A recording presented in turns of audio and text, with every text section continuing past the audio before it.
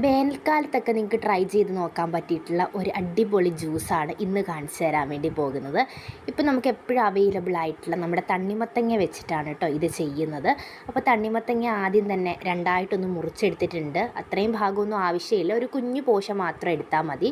ഇനി ഒരു ഗ്ലാസ് എടുത്ത് വെച്ചിട്ടുണ്ട്. പിന്നെ നമുക്ക് തണ്ണിമത്തങ്ങ ഈ കാണുന്ന പോലെ കുഞ്ഞു കുഞ്ഞായിട്ടൊന്ന് അരിഞ്ഞെടുക്കാൻ, ചെറിയ ചെറിയ ക്യൂബ് പോലെ ആക്കിയെടുക്കാം. ഇത് മിക്സിക്കകത്തിട്ട് അടിക്കണം എന്നുള്ളവർക്കാണെങ്കിൽ അടിച്ചെടുക്കാം. പക്ഷെ നമുക്ക് ഇത്തിരി തരിയോടെ കിടക്കാനാണ് ഇഷ്ടമെങ്കിൽ അടിക്കേണ്ട ആവശ്യമില്ല. ഞാനിവിടെ ഒരു ഗ്ലാസ്സിലേക്ക് അരിഞ്ഞ കഷ്ണം ഇട്ട് ആ ഒരു സ്പൂൺ വെച്ച് തന്നെ ചെറുതായിട്ടൊന്നൊന്ന് ഇതേപോലെ അടിച്ചു കൊടുക്കുകയാണ് ചെയ്തിട്ടുണ്ടായിരുന്നത്.